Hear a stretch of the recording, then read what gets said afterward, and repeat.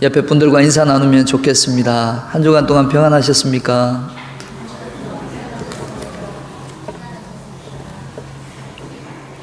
우리 또 한 번 인사 나눌 때 오늘 꼭 주님 만나십시오. 은혜 받으십시오. 인사 나눕니다.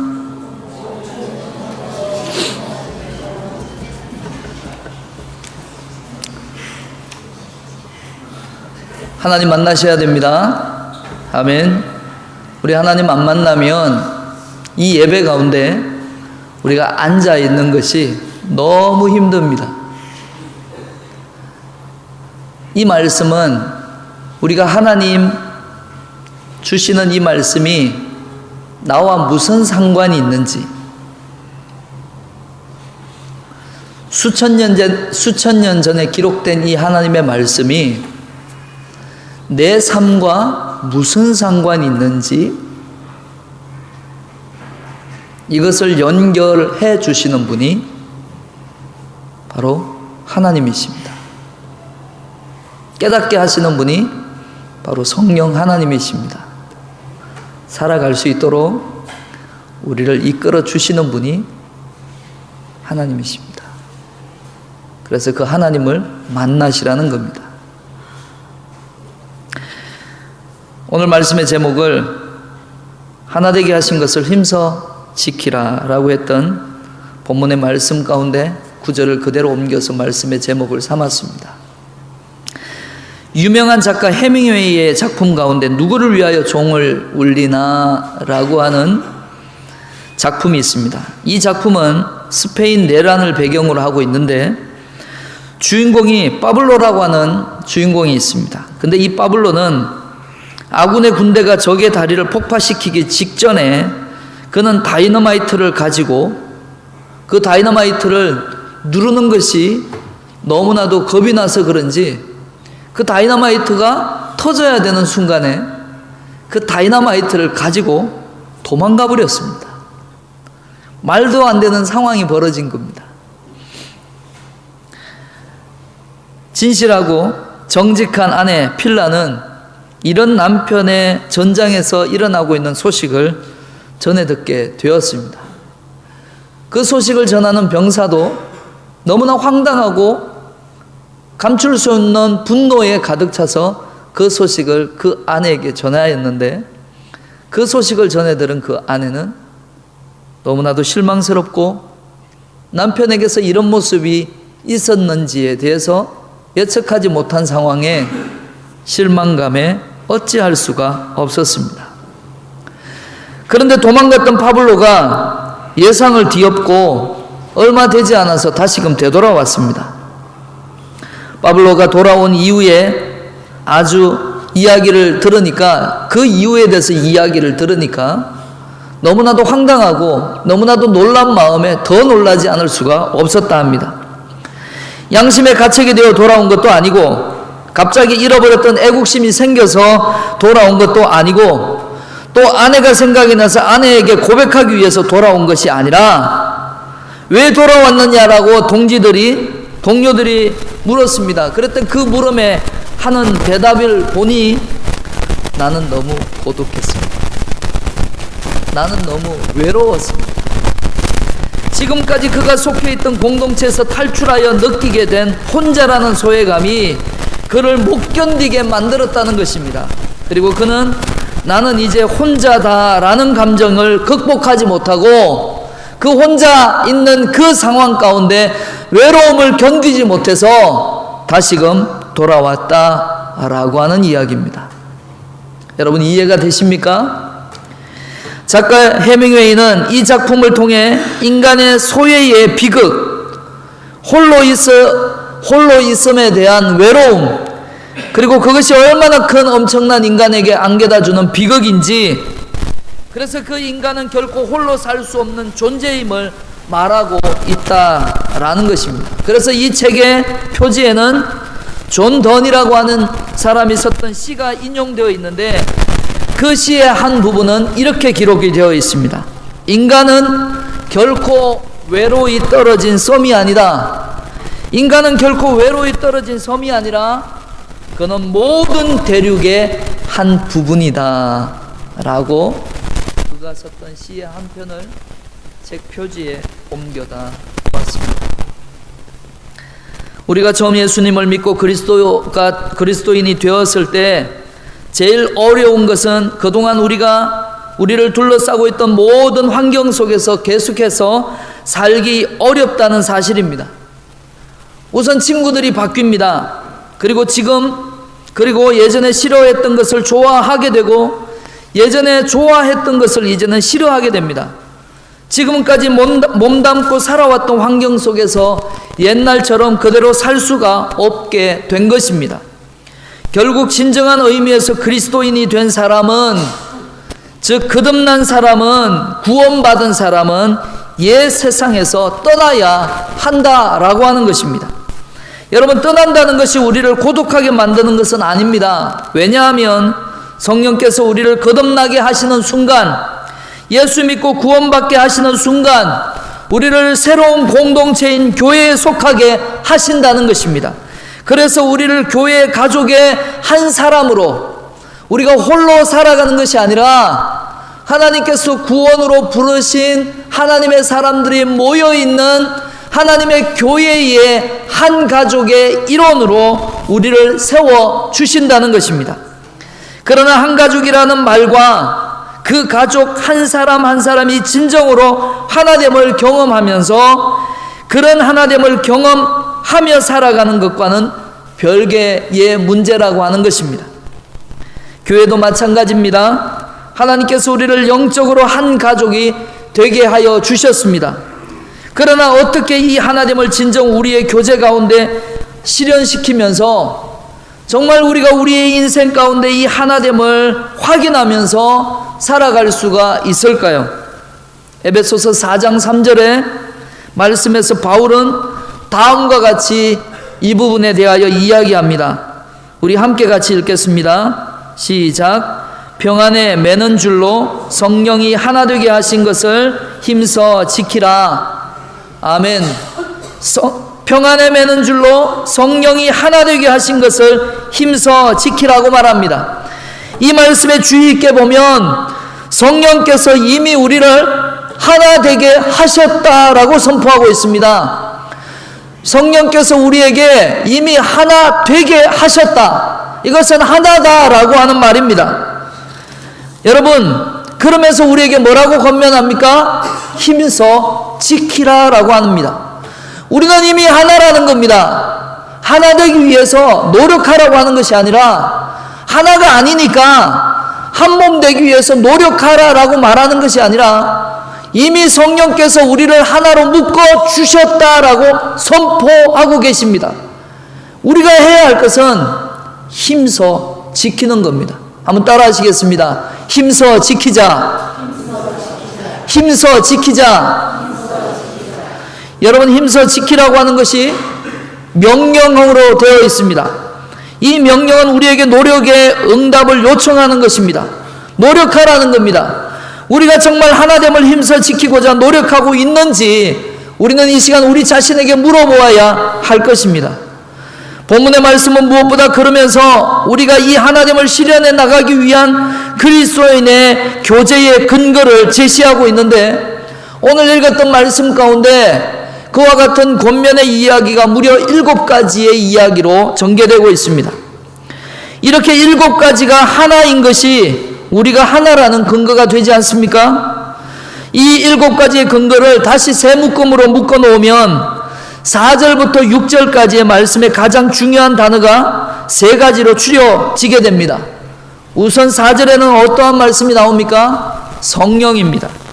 또한 5절에는 주, 즉 예수 그리스도를 말합니다. 6절에는 하나님 아버지가 주요 단어일 것입니다.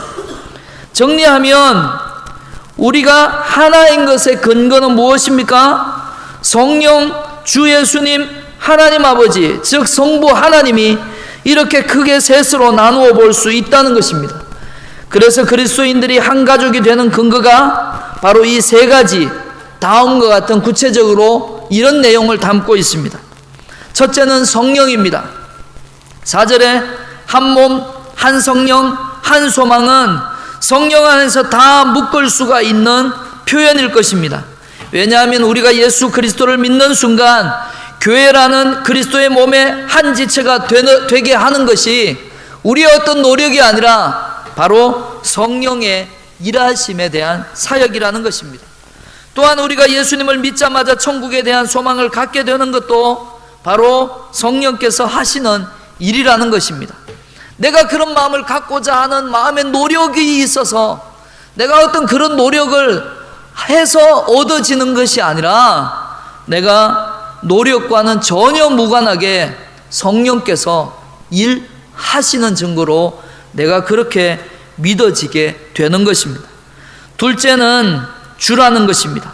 5절에 한 주님, 한 믿음, 한 세례, 이것이 또 하나의 묶음을 이룰 수 있을 것입니다. 이 세 가지의 근거는 주님으로 대표할 수 있다는 것입니다. 우리 모두는 예수 그리스도를 구주와 주님으로 믿고 있습니다. 믿으십니까? 우리 모두는 예수 그리스도를 나의 주님이요 나의 주인으로 믿고 있다는 것입니다. 우리의 죄와 사망 가운데 있는 모든 것을 구원해 주신 구주 예수 그리스도로 우리는 믿고 있다는 것입니다. 이 말은 주 예수님은 우리의 신앙의 동일한 대상이 된다는 것입니다. 그 한 주님을 우리는 함께 동일한 믿음을 갖고 믿고 있다는 것입니다. 예수 그리스도에 대한 믿음은 반드시 신앙 고백으로 나타나야 할 것입니다. 우리가 세례를 받는 것은 신앙 고백입니다. 우리는 세례를 받을 때 어떠한 고백으로 하나님 앞에 고백을 하고 세례를 받게 되었습니까? 주는 그리스도시요 살아계신 하나님의 아들이심을 우리는 고백하였습니다. 우리 모두는 같은 신앙 고백을 하였다는 것입니다. 예수 그리스도를 구주와 주님으로 고백하였다는 것입니다. 셋째는 하나님 아버지, 바로 성부 하나님에 대한 말씀입니다.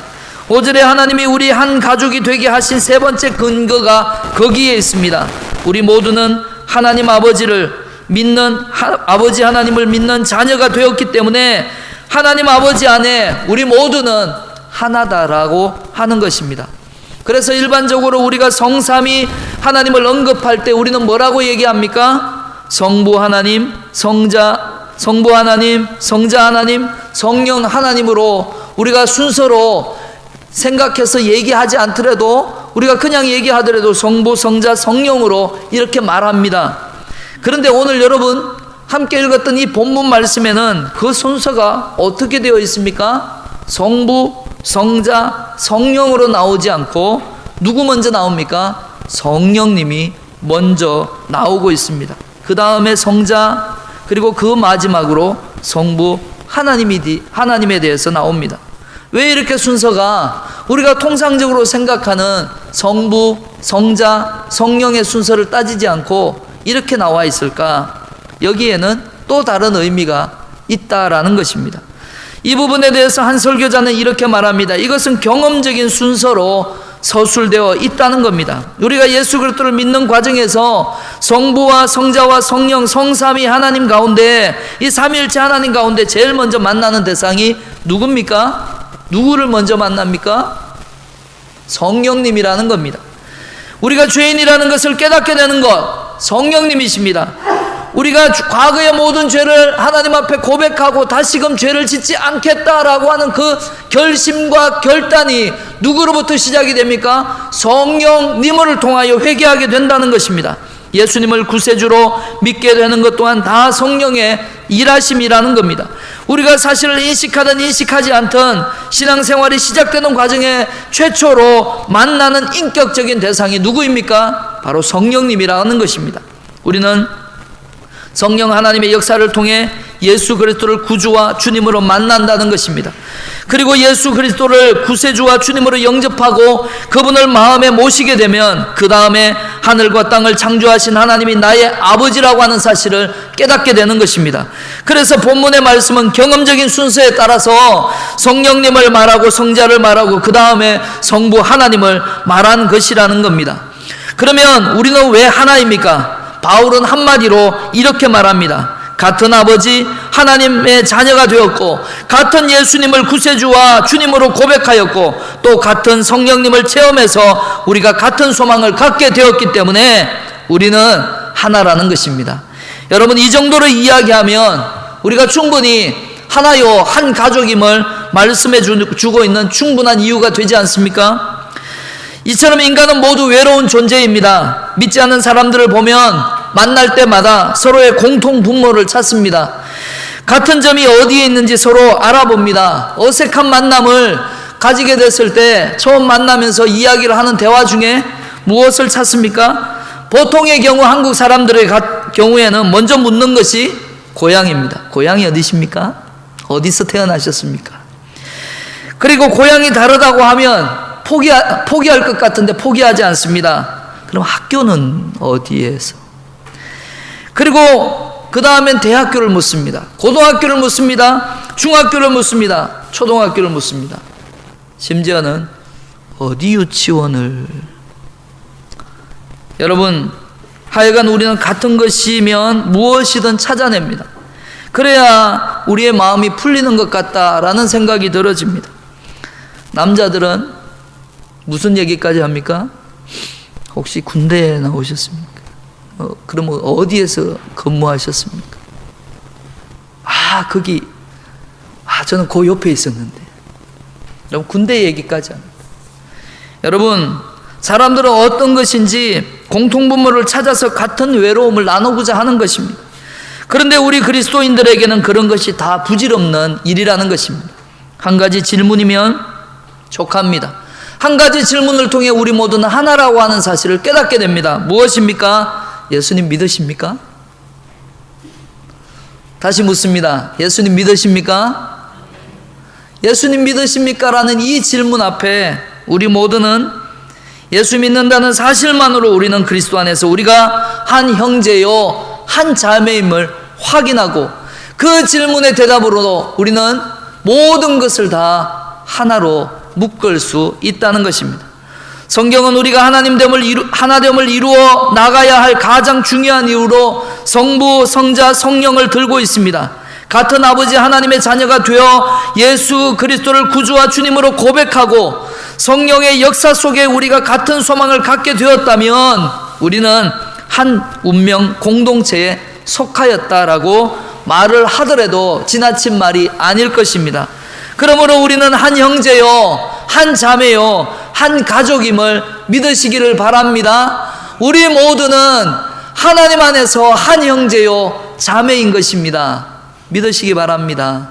우리 옆에 분들과 다시금 인사 나누기를 원합니다. 반갑습니다. 우리는 한 가족입니다. 인사 나눕니다.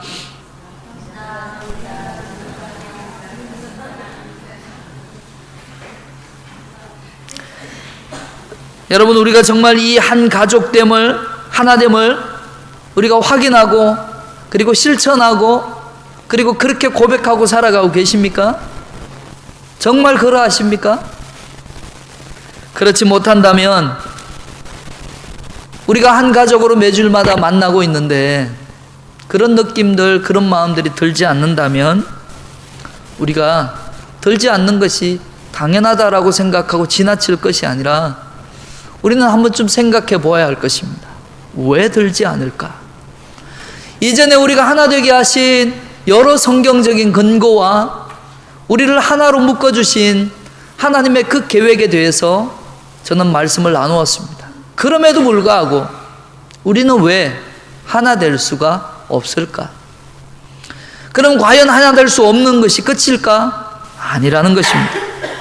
주께서 하나 되게 하신 그 교제를 우리가 더욱 든든하게 하고 성도들을 만날 때마다 그 교제 속에서 세상을 이길 수 있는 능력과 삶에 대한 희망과 삶의 의미를 얻을 길은 도대체 무엇일까? 오늘 바울 사도는 본문을 통해서 계속적으로 우리의 교제를 지켜나가기 위한 행동, 즉 우리가 취해야 할 행동을 가르치고 있습니다. 2절 말씀이 바로 그 해답일 줄 압니다. 우리 에베소서 4장 2절 말씀을 다시 한번 읽겠습니다. 시작.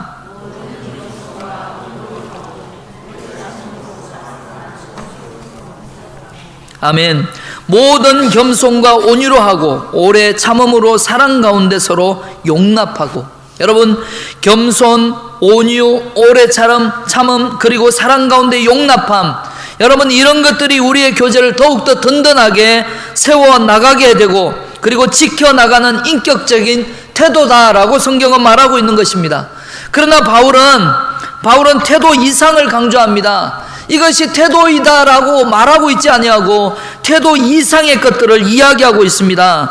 우리가 마땅히 추구해야 할 인격적인 덕목이라고 하는 것입니다. 그러나 이것은 단순한 덕목 이상의 의미가 있습니다. 여러분 1절의 말씀을 보면 그러므로 주 안에서 갇힌 내가 너희를 권하노니 너희가 부르심을 받은 일에 합당하게 행하여 라고 했습니다. 여기에 강조하고 있는 말이 명령형이 무엇입니까?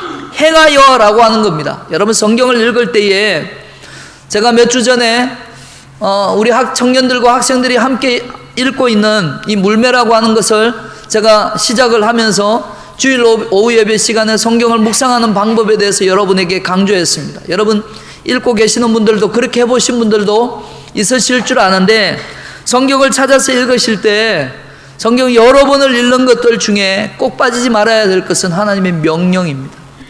하나님이 우리에게 강조하고 있는 부분이 두 부분입니다. 하라는 것과 하지 말라는 것. 하라. 그래서 오늘 1절 말씀에 보면 명령하고 있는 것이 뭡니까? 행하여라고 하는 단어입니다. 그리고 2절 말씀은 단순한 태도가 아니라 겸손한 행동, 온유한 행동, 오래 참는 행동, 그리고 사랑으로 용납하는 행동을 강조하고 있는 것입니다. 1절 끝부분에 행하여라고 하면서 2절의 구체적인 행동이 무엇으로 나타나야 하는지에 대한 내용이라는 겁니다. 그러한 행동만이 우리의 교제를 더욱더 든든하게 하고 그리고 아름답게 깊이 있게 갖고 나갈 것입니다. 바울이 이야기하였던 교제를 든든하게 하는 4가지의 행동을 우리가 다시금 깊이 생각해 보기를 원합니다. 첫째는 겸손입니다. 여러분 겸손이라고 하는 말의 원래 뜻은 뭔지 아십니까? 겸손이라고 하는 말의 본래 뜻은 우리의 생각이나 자세를 낮춘다라는 뜻입니다. 종의 자세 혹은 종의 모습으로 행동한다라고 하는 뜻입니다. 여러분 종의 자세의 반대말은 뭘까요? 종의 자세의 반대말, 이 말은 다른 사람을 부리는 자세, 지배하는 자세 혹은 남을 조종하는 자세일 것입니다. 여러분 한때 아름다운 성도의 교제가 피해를 입고 상처를 입는다면 그것은 반드시 우리 중에 누군가가 겸손하지 못했기 때문이다라고 말할 수 있을 것입니다. 우리 중에 누군가가 상대방을 이용하든지 주장하든지 함부로 그들에게 말을 하였든지 그것 때문에 상처를 입게 되었다는 것입니다. 그러므로 겸손만이 우리의 교제를, 공동체를, 코이노니아를 아름답게 세워갈 수 있는 방법일 것입니다.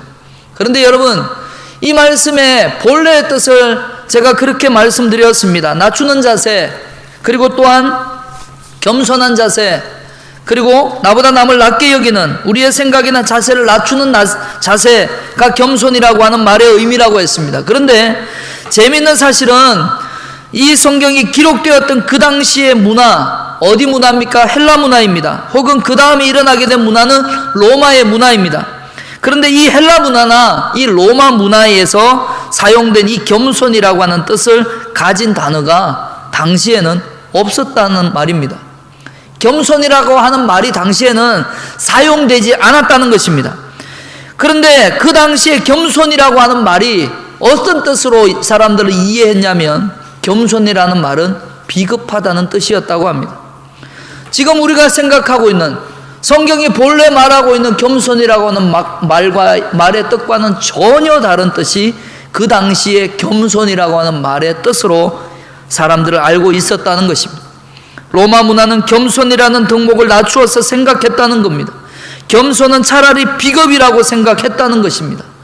그래서 겸손이라는 단어가 가져다주는 따스함, 겸손이라는 단어의 질적인 아름다움, 그 의미를 회복시켜서 겸손을 위대하게 만드신 분이 계셨습니다. 그분이 누구십니까? 바로 예수 그리스도라는 것입니다.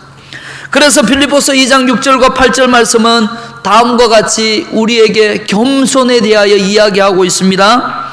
우리 함께 같이 읽겠습니다. 시작.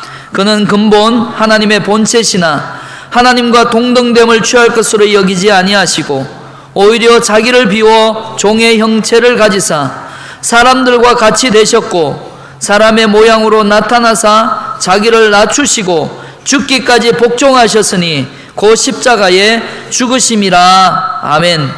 마태복음 20장 28절에도 말씀합니다. 인자가 온 것은 섬김을 받으려 함이 아니라 도리어 섬기려 하고 자기 목숨을 많은 사람들의 대속물로 주려 함이니라. 아멘. 주께서 이렇게 그대로 행하여 주셨습니다. 겸손을 실천하신 예수 그리스도의 제자라고 하는 여러분과 저는 지금까지 얼마나 겸손한 삶을 위해 노력하고 있는지 이 시간 생각해 보기를 원하는 것입니다. 둘째는 온유입니다. 우리는 보통 온유라고 하면 연약한 이미지를 떠올립니다. 그래서 온유라고 하는 이름을 지을 때 남자아이에게 이름을 짓기보다 대부분 여자아이들한테 자녀들한테 그 이름을 짓게 됩니다. 아마도 그 어감에서 오는 그런 느낌들 때문에 그러할 것이라 생각이 들어집니다. 그런데 온유라고 하는 단어는 연약함의 이미지와 사실은 전혀 다른 이미지를 뜻을 가지고 있다는 겁니다. 본래 온유라고 하는 단어의 뜻은 강력한 힘이나 격한 감정들이 철저하게 다스려지는 통제라는 뜻입니다.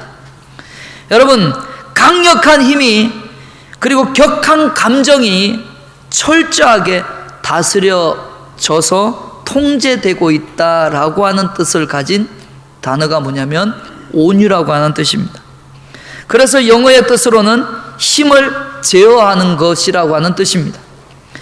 예를 들어서 이렇게 설명하면 여러분에게 조금 더 이해가 쉽다라고 생각이 들어집니다. 여러분, 아주 사나운 야생마 말 한 마리가 있다라고 들녘에 뛰어다니는 야생마가 있다라고 한번 생각을 해보시기 바랍니다. 보통 사나운 것이 아닌 야생마인데 그 말을 훈련시켰더니 아주 훌륭한 준마가 되었습니다. 이때 헬라 사람들은 그 말을 가리켜서 프라우테스라고 하는 말을 합니다.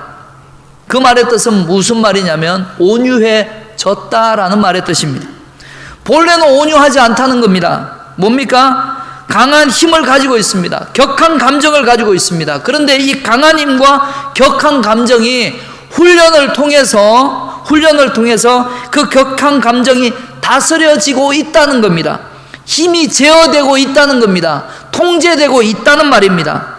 그래서 야생마는 자기 힘을 잃어버린 것이 아닙니다.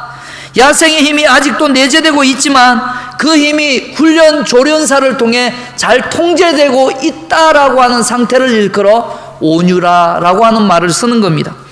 마음속에 격정이 일어나고 힘이 솟구칠 때 올바른 목표와 올바른 자세를 위해 또 이웃의 유익과 공동체 유익을 위해 자신의 감정과 권리를 통제할 줄 아는 사람들을 일컬어 성경에서 뭐라고 얘기합니까? 온유한 사람이다 라고 말하는 겁니다. 여러분, 이제는 이해가 되십니까? 온유한 사람이라고 하는 것은 자신의 힘을, 자신의 내재 안에, 자신 안에 있는 이 강력한 힘들을, 그리고 성격을, 그리고 어떤 강한 기질들을 하나님의 말씀 앞에 잘 다스려지는 상태, 그 상태를 일컬어 온유한 사람이라고 말하는 것입니다. 여러분, 성경에 온유한 사람들이 참 많이 나오고 있지만 그 가운데서 저는 한 인물을 여러분에게 소개하고자 합니다. 아브라함입니다. 아브라함이 자기 조카 롯과 더불어 살다가 종들끼리 싸움이 났습니다. 두 사람 사이에도 불편하게 되었습니다. 둘이 떨어져서 살아야만 했습니다. 같이 붙어 있자니 계속해서 그 다툼이 일어나니까 결국 그 두 족속들이 두 사람이 이제 떨어져서 살게 되었습니다. 그런데 물론 기득권은 누구에게 있습니까? 아브라함에게 있습니다. 그런데 아브라함이 땅을 선택하는 데 있어서 나누는 과정에 대하여 롯을 어떻게 대합니까? 창세기 13장 9절 말씀을 보시면 아브라함은 롯에 대하여 이렇게 고백합니다. 우리 함께 같이 읽습니다. 내 앞에 온 땅이 있지 아니하냐? 나를 떠나가라. 내가 좌하면 나는 우하고 내가 우하면 나는 좌하리라. 아멘. 이는 롯이 먼저 땅을 선택하고 나면 나는 남는 땅을 차지하겠다는 것입니다. 선택권을 롯에게 주었다는 것입니다. 롯은 소돔과 고모라 쪽에 아주 아름다워 보이는 땅을 선택했습니다. 롯이 그쪽을 선택합니다. 그러나 아브라함은 좀 안 좋아 보이는 또 다른 땅을 선택하게 됩니다. 모든 것을 양보할 수 있었던 아브라함의 태도는 어디에서부터 나옵니까? 그에게는 우리의 문제, 우리의 미래는 하나님이 아시기 때문에 모든 일을 주님 앞에 다 맡기겠다는 믿음이 그에게 있었다는 것입니다. 한 땅 때문에 상처받고 갈등하기보다 이 땅 때문에, 눈에 보이는 그것들 때문에, 눈에 보이는 그 이익 때문에 더 소중한 하나님을 잃어버리는 것에 대하여 안타까웠던 아브라함은 그 하나님이 내게 그것을 선택하게 하시면 그것을 선택하신 이유가 있고, 그렇게 선택하게 되면 그것을 통하여 하나님께서 내 삶을 더 아름답고 선하게 인도해 주실 것이라고 하는 믿음이 그는 하나님에게 있었다라는 것입니다. 그랬기 때문에 그 하나님 앞에 모든 것을 맡기는 인생이었기에 그는 자신의 모든 문제를 하나님 앞에 맡기고 평화를 추구하고, 그리고 모든 사람과 더불어 화평을 이룰 수 있는 믿음의 사람이 되었다라고 하는 것입니다. 사랑하는 성도 여러분, 눈앞에 보이는 현실 때문에 더 위대하고 더 좋으신 하나님을 잃어버리는 일들이 여러분에게 일어나지 않기를 소원합니다.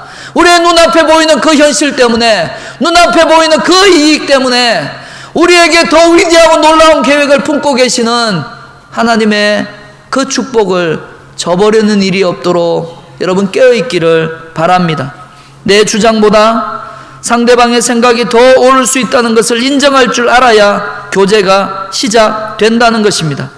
우리 모든 것을 판단하시는 하나님, 그분 앞에 마지막 결정을 맡기고 공동체 유익을 위해서, 그리고 이웃의 평화를 위해서 자신의 생각을 양보하고 자신의 권리까지도 거두어드리고 평화를 추구할 수 있는 인격을 성경은 온유한 성품을 가지고 있는 사람이라고 말합니다. 우리의 교제를 더욱더 든든하고 아름답게 세워나가기 위하여 저와 여러분의 인생 가운데 온유를 추구하는, 온유한 성품을 추구하는 저와 여러분이 되시기를 주님의 이름으로 축원드립니다. 셋째는 인내입니다. 오래 참음이 우리의 교제를 돈독히 하는 세 번째 행동입니다. 여러분, 인내의 뜻이 무엇인지 아십니까? 인내란 어떤 역경, 어떤 위기, 어떤 상황 속에서도 포기하지 않는 태도를 말합니다. 지금 처한 환경은 아무리 고통스럽고 짜증나는 상황이라 하더라도 이것이 하나님이 허용하신 환경이라고 하는 것을 믿고 있는 사람, 고통스럽고 어려운 역경 속에서도 분명한 하나님의 뜻이 있다고 신뢰하는 사람은 어떠합니까? 참습니다. 견딥니다. 여러분, 버스를 기다려본 기억이 있으십니까? 여러분, 버스가 참 안 오면 어떠합니까? 그냥 가버립니다. 하지만 버스가 내가 꼭 가야 되는 그 지역에는 이 버스를 타고 가야 되는데, 이 버스는 안 올 때는 안 오지만 올 때는 한꺼번에 묶여서 네다섯 대가 함께 온다는 걸 아는 사람들은 기다립니다. 여러분, 버스가 온다는 것을 아는 사람은 시간이 지나도 조바심을 내지 않습니다. 기다립니다. 그러나 버스가 오는 것을 모르는 사람은 5분도 못 기다립니다. 금방 편한 방법을 이용해서 가버린다는 것입니다. 여러분, 이런 부분에 대해서 로마서 8장 28절은 다음과 같이 말합니다. 우리가 알거니와 하나님을 사랑하는 자 곧 그의 뜻대로 부르심을 입은 자들에게는 모든 것이 합력하여 선을 이룬다라고 말하고 있습니다. 말씀을 참으로 믿는 사람은 인내합니다. 오늘 고통을 내일의 영광으로 바꾸어 주실 하나님, 오늘의 좌절을 내일의 희망으로 바꾸어 주실 하나님, 오늘의 나의 손해를 내일의 축복으로 바꾸어 주실 그 선하신 하나님을 믿는 사람들은 모든 어려움들을 참고 견딥니다. 이것이 바로 인내라고 하는 것입니다. 그러나 인내는 아무 과정 없이 하루아침에 만들어지는 것이 아니라는 것입니다. 인내의 인격, 이것을 과정을 통해서만 형성이 된다는 것입니다. 그러나 오늘을 살고 있는 현대인들의 문제는 과정 없이 결과만을 추구하는 데 있다는 것입니다. 그 과정 없이 좋은 결과만을 바라고 있다는 것입니다. 인내하는 사람이 되기를 원하지만 인내하는 과정을 싫어하는 것이 우리들의 솔직한 모습이라고 하는 것입니다. 영국의 독실한 그리스도인 백작 부인 한 사람이 어느 날 자기 신앙을 점검하다가, 자기 신앙을 하나님 앞에 고백하고 기도하다가 자신의 인격 안에 인내가 모자란다는 것을 발견하고 주님 앞에 다음과 같이 기도하기 시작했습니다. 하나님, 제가 인내할 수 있도록 도와주십시오. 제가 참으로 참을 수 있는 인내하는 사람이 되게 하여 주시옵소서. 그렇게 하나님 앞에 간절하게 기도하고는 일어나서 그 기도를 까마득하게 잊어버리게 되었습니다. 우리도 종종 열심히 기도하고 기도한 것을 잊어버릴 때가 있지 않습니까?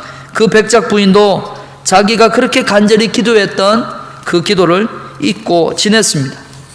그러던 어느 날 그의 집에 새로운 가정부가 들어왔습니다. 그런데 이 가정부가 이전에 나갔던 가정부에 비교하면 너무 마음에 들지 않게 된 겁니다. 하는 일마다 실수투성입니다. 그릇을 들고 가다가 쨍그랑 깨버리고, 음식을 하는데 뭔가 하나 또 빠져서 2% 부족한 음식을 만들어내고, 어디 봐도 참을 구슬이라고는, 이쁜 구슬이라고는 하나도 없는 그런 모습을 보게 된 것입니다. 하나도 제대로 하는 것이 없이 하는 일마다 다 망칩니다. 그러니 백작 부인이 볼 때 얼마나 가슴 아프고 답답하고 화가 나겠습니까? 백작 부인이 자기 마음을 다스리지 못하고 분하고 속상하고 쩔쩔매는데, 그때 갑자기 몇 달 전에 자기가 한 기도가 생각이 나더라는 것입니다. 하나님, 저에게 인내를 주시옵소서. 인내하게 해 주십시오. 나를 그렇게 훈련시켜 주십시오. 라고 기도하였던 기도가 생각이 난 것입니다. 기도했던 사실이 기억나면서 실수투성이인 가정부가 온 것이 바로 하나님께서 그를 보내주셨다라는 사실을 발견하게 된 것입니다. 얼마나 인내를 연습하기 좋습니까? 얼마나 인내를 연습하고 훈련하기 좋은 환경입니까? 가정부가 하는 일마다 신경질 나게 만드니 그때마다 참아야지 하게 되었다는 것입니다. 그러고 난 다음에 얼마 뒤에 자신의 눈앞에 펼쳐진 그런 광경을 보고도 참게 되었다라고 하는 이야기입니다. 오늘 우리는 그 과정을 싫어합니다. 우리에게 힘든 과정을 오는 것을 두려워합니다. 인내하는 과정 없이 절대로 만들어지는 것은 없습니다. 그 과정을 통해서만 참으로 오래 참는 사람이 된다는 것입니다. 그리고 이 오래 참음을 통해서만 우리는 형제 자매들과의 교제를 든든하게 세워져 가게 되는 것입니다. 그래서 우리 교제는 한 사람의 조급함 때문에 깨지는 경우가 생기지 말아야 할 것입니다. 주께서 저와 여러분에게 이 오래 참는 성품을 주시기를, 이 오래 참는 성품을 우리 모두에게 허락해 주시기를 주님의 이름으로 축원드립니다. 마지막 네 번째, 용납입니다. 용납도 교제에서 없어서는 안 될 덕목임을 우리에게 교훈해 주고 있습니다. 그런데 그냥 용납하라고 하는 것이 아니라 그 말 앞에 이런 말이 덧붙여져 있습니다. 사랑 가운데 서로 용납하라. 쉽게 말하면 용납한다는 말 그대로 받아들인다는 말입니다. 상대방이 있는 모습 그대로 수용한다는 말입니다. 인간관계 위기가 왜 생깁니까? 한마디로 상대방이 내 마음에 들지 않을 때 인간관계가 껄끄러워집니다. 어색해집니다. 불편해집니다. 내 마음에 들지 않는다는 것입니다. 내 마음에 안 되니까 상대방이 변해지기를 원합니다. 내 마음에 들지 않으니까 그 사람이 변해지기를 바랍니다. 그리고 한두 마디 합니다. 그런데도 바뀌어지지 않을 때는 저 사람은 나하고 같이 있을 수가 없어 라고 말합니다. 상대방이 변하기를 기대할수록 바뀌지 않는 것이 상대방을 보면서 우리는 얼마나 더 속상해 합니까? 여러분은 상대방이 있는 모습 그대로 받을 용기가 없으십니까? 상대방을 그대로 있는 모습 그대로 바라보고 비판하고 험담하고 욕을 하기보다 오히려 그의 있는 모습 그대로 받아주시기 바랍니다. 그것이 그분의 모습임을, 그것이 그분의 삶임을, 그것이 그분의 연약함임을 그렇게 받아주고 난 다음 그를 용납하고 그를 사랑으로 끌어안고, 그러나 여기서 끝나면 안 됩니다. 그리고 성경은 뭐라고 얘기합니까? 서로 용납하라고, 사랑 가운데 서로 용납하라고 말합니다. 여기에서 말하는 사랑이란 용납하고 난 다음에 끝을 맺으라고 하는 말이 아니라, 성경에서 강조하고 있는 사랑은 바로 주님이 우리를 사랑하셨듯이 다른 이도 그렇게 사랑으로 용납하라고 하는 말입니다. 우리를 교제케 해주시고 우리를 사랑하게 해주시고 우리를 하나 되게 엮어주신 그 하나님의 사랑으로 서로 사랑하고 용납해 주라고 하는 것입니다. 여러분, 이 말을 우리가 뒤집어서 보면 내가 그 사람을 사랑으로 용납하지 않으면 하나님은 어찌 우리를 용납하시겠습니까? 하나님은 사랑이시니까 우리를 용납한다. 하나님은 사랑이시니까 나의 못난 모습을 다 받아주신다. 이렇게 우리는 믿고 있다면 이 말의 이 꼬르, 우리는 옆에 있는 지체들, 우리 안에 우리와 함께 살아가는 사람들, 그들을 사랑으로 용납해 주어야 할 것입니다. 1만 달란트 빚진 자가 더 적은 그것과 비교할 때는 불과 얼마 되지 않는 그것에 대하여 용납하지 못하고 그를 감옥에 가두었던 그 말씀을 하셨던 주님의 말씀을 우리가 기억하여야 할 것입니다. 로마서 15장 7절 말씀은 우리에게 이렇게 말씀하십니다. 우리 함께 같이 읽습니다. 시작. 그러므로 그리스도께서 우리를 받아 하나님께 영광을 돌리심같이 너희도 서로 받으라. 아멘. 우리는 겸손과 온유와 인내와 사랑으로 용납하는 삶을 추구해야 할 것입니다. 성경 공부를 하면서 그리고 하나님의 말씀을 대하면서 여러분 우리가 어떠한 마음을 갖습니까? 하나님의 말씀대로 살아가다 보면 우리는 어떤 면에서는 이해할 때도 있고 이렇게 살아야 하는 때도 알겠는데 이렇게 살아가다 보면 우리가 뭔가 세상 사람들 속에 바보같이 살아가는 것 같고 우리가 성경을 읽을 때마다 이렇게 살아가는 것이 맞다라고 아멘으로 하고 세상을 향해 문을 활짝 열고 살아가려고 하다 보면 머뭇머뭇하는 이유가 뭡니까? 이렇게 살아가면 뒤처지고 이렇게 살아가면 바보 같아 보이고 이렇게 살아가면 세상 가운데 고립될 것 같은 이런 마음이 우리가 순종하고 결단하려고 하는 이 마음에 가로막히게 된다는 것입니다. 그러나 여러분 늘 그렇게 머뭇머뭇하시겠습니까? 여러분 늘 그렇게 머뭇머뭇하면서 하나님의 말씀의 능력을 경험하지 못하고 살아가시겠습니까?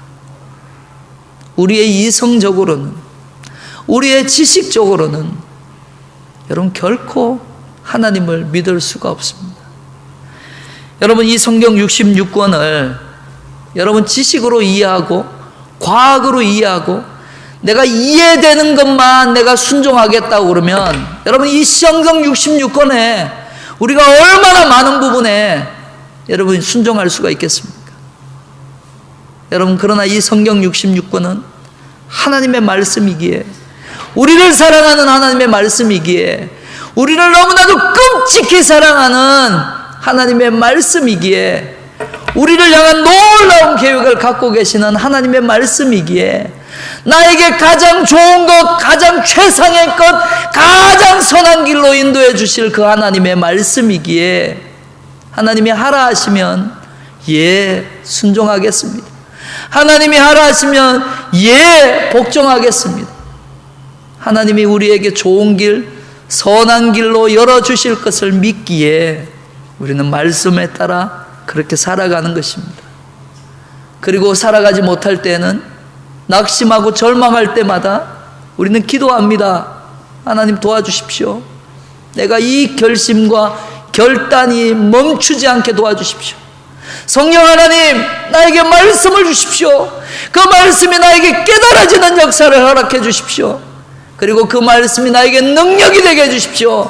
내 안에 살아계시는 하나님께서 나에게 백그라운드가 되어주셔서 내 앞에 맡고 있는 모든 장애물과 내 뒤에 닥쳐오는 모든 나를 무겁게 만드는 모든 환경으로부터 나를 건져주십시오. 그렇게 살아가는 것입니다. 그것이 믿음이라 말하고 그것이 순종이라고 말하고 그것이 복종이라고 말하면서 우리는 그렇게 살아가기를 하나님은 우리에게 요구하십니다. 그래서 마태복음 11장 29절의 말씀에 보면 나는 마음이 온유하고 겸손하니 했습니다. 예수님은 겸손하고 온유하셨을 뿐만 아니라 누구보다도 오래 참으셨습니다. 그리고 사랑 가운데 우리를 그대로 받아주셨습니다. 우리가 인격을 추구하다 보면 누구를 닮습니까? 주님을 닮게 됩니다. 우리에게 물질적인 손해가 있을지 모르지만, 다른 사람에게 바보라고 소리를 들을지 모르지만, 그리스도인의 삶의 궁극적인 목표가 주님을 닮는 데 있다면, 그 빛나고 아름다운 주님의 인격을 닮아가는 순간 우리는 피땀 흘려 모든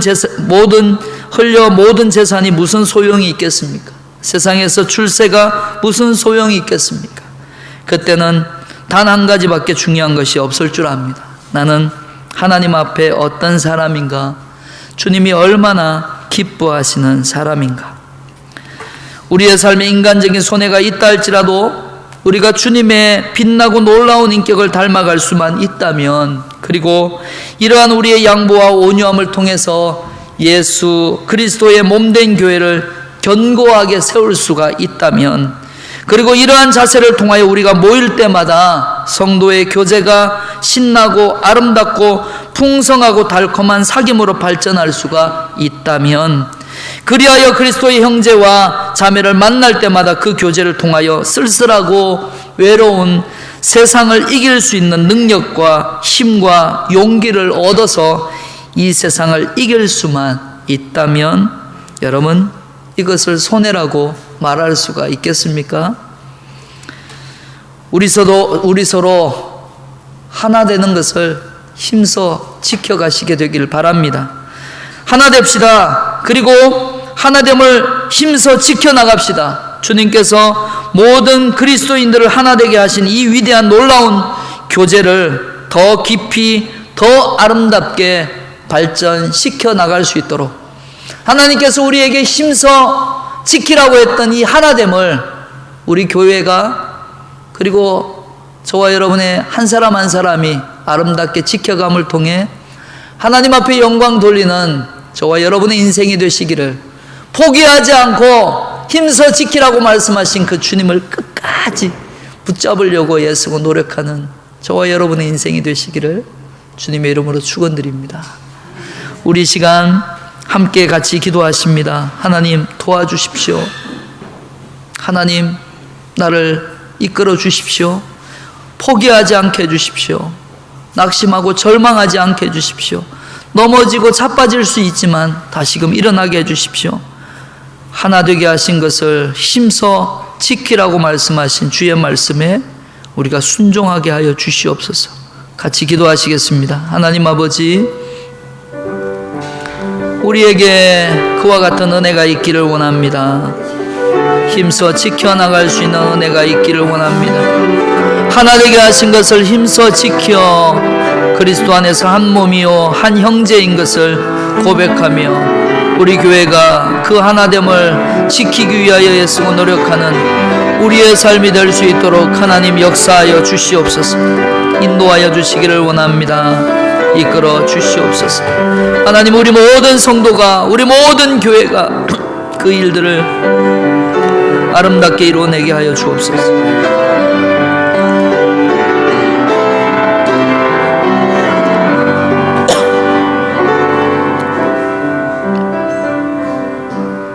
하나님 아버지 감사합니다.